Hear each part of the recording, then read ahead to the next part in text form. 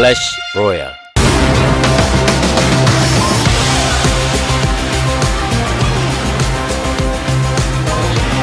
Welcome back, guys, to the SSL. We just had Patience getting out in first place there. Looks like TY is going to have to try harder to get out of this group a little bit later. We are going to jump into the losers match. It's going to be Patience. No, it's going to be Reality versus Cure in a TVT. Yeah, Patience is the big loser, though. He has to play against Zest. Yeah, not the best situation there for sure.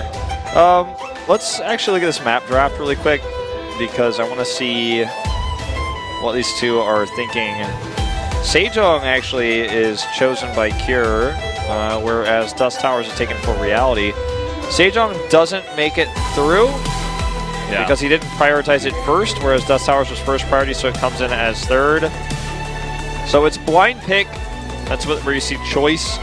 And then the maps kind of get prioritized by the overlap. So Cure's not going to get the Sejong that he wanted, but we are going to have three pretty standard maps here, starting with Frost. So it could be a longer series.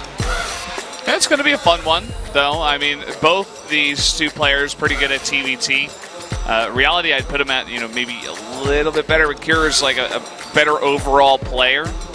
In my mind, although today he did not have the best of three there against Patience.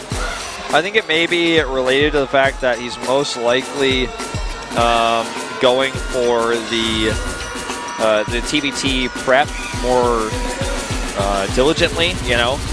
Reality, on the other hand, he lost 0-2 to TY, but I feel like he played decently well. He just struggled to deal with TY's drops, and Cure does not play like TY does in TBT. And that's why TY beat him last season of the GSL. But we'll see. I mean, this one, definitely Reality is, I think, not going to be as dominated, and I think he has a much better chance. That's going to be a close match here. Guys, let's jump into the TVT, Cure versus Reality. But you'll never forget me now. Enemies clawing at my eyes.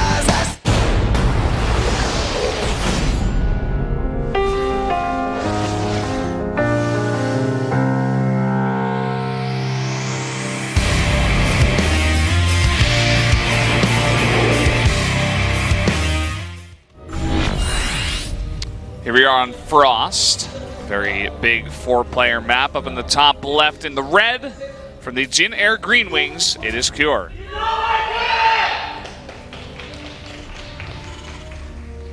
And up to the top right in blue, his opponent, it is Reality.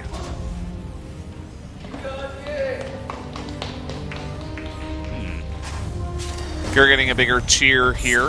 The Jin Air Green Wings obviously just winning round 3 playoffs, and also the strongest team currently in Pro League for sure. They've made that clear now multiple times. Wake up! He looked a little bit tired, but popped back awake. Double 2-Rax Reaper. I mean, just 2 Raxes and Reapers. Yeah, not double 2-Rax. 2-Rax Reaper. It's like he makes 4 Raxes. I'm like, Morrow, go back. I thought you were tired. So we'll see how this works out. He's going to get the Lucky Scout, too. Yeah. Here we go. That's actually one of my pet peeves when people don't touch the Watchtower, though. Yeah. You got to touch the Watchtower. Who knows what you might find? I mean, we're talking like 0.2 seconds delayed scout, maybe. Like, it's probably less than that. Yeah, probably like 0.1. It's worth it, for sure.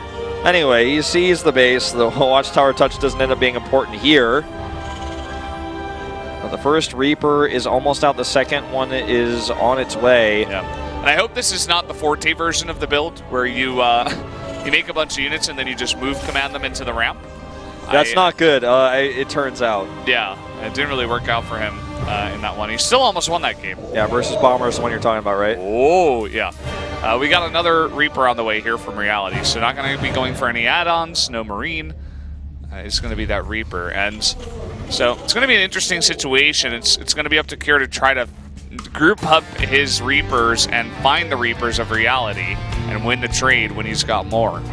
So if you ever wonder why I don't like 4-player maps, or someone asks, one of your friends is like, why is Wolf always complaining about 4-player maps? Try show him this VOD. Or you get to see, like, Reality kind of has to hope to be lucky with his scout. He isn't. Has no idea what's coming his way. It's 2 versus 2 now, but it's about to be 4 versus 2. There's going to be a Hellion out here. And it seems like there is a transition now into Marines for Cure. Did he not make the 4th Reaper? He only made 3. Yeah, he only made 3. And this build is kind of funny because sometimes it looks like it's unbeatable when certain circumstances occur, but most of the time I watch it and go, wow, you just have a late starport. Didn't really accomplish anything. Reapers lose their usefulness over time. Well, you have a lot of early units, you know, it's some damage, there's potential damage for sure, but not really finding that here in this game. And it is going to be Cloaked Banshees from Reality. It's going to have to see if Cure does take the necessary precautions. Does he go into an eBay or even suspect this kind of play? Yeah, let's see. This is one of the strengths of, well, I mean, this is one of the advantages you get when you defend this Reaper harass successfully. You just have the faster starport. Look at that. Nice angling here from Cure. He wants to deny the scout so bad, but he's not able to. Sees everything. This is, counter-wise, one of the advantages of this kind of build. You get the vision, you start a Cyclone and an eBay at home. Now, it looks like Reality is going to mech again. Let's see if Cure can do what TY did and hold this off.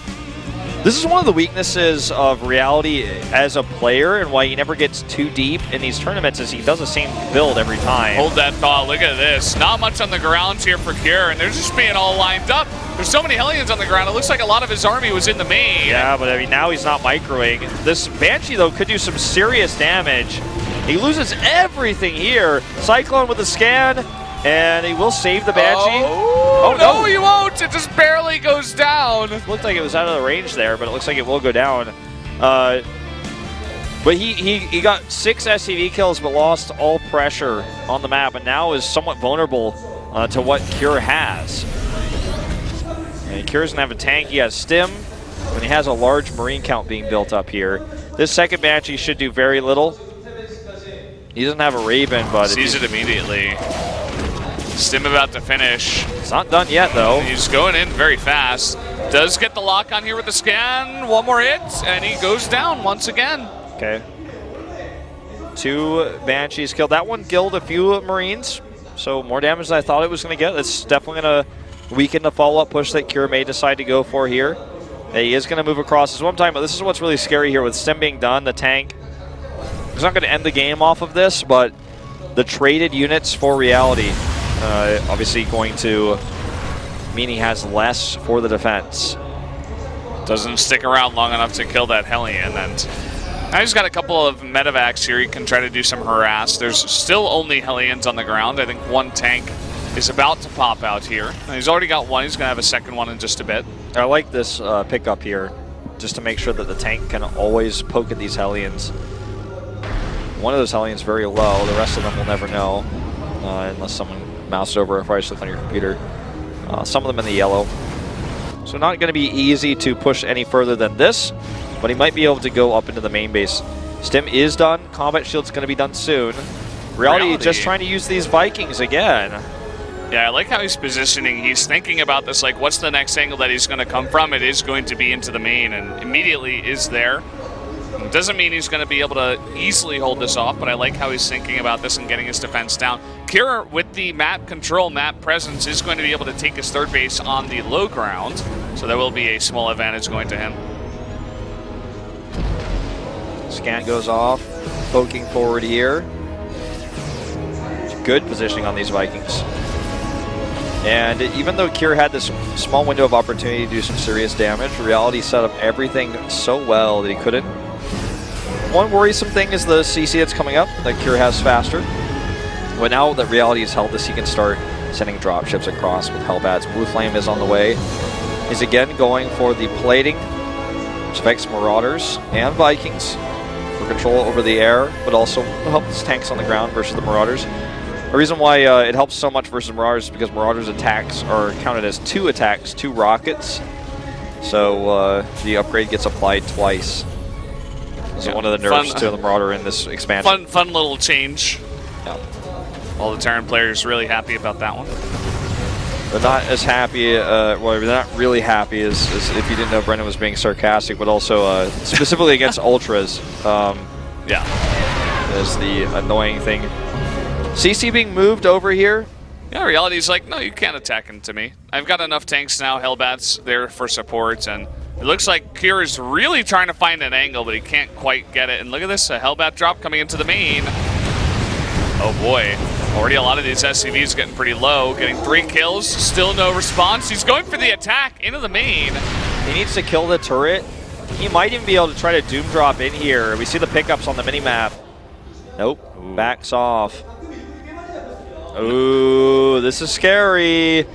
Reality has Hellbats already loaded up. He's going to go for the chase. Boosting in the split. Yeah, but there's still so many Hellbats with Blue Flame. And he gets up with the tanks there on the left side, too. Vikings going to try to chase those medevacs down.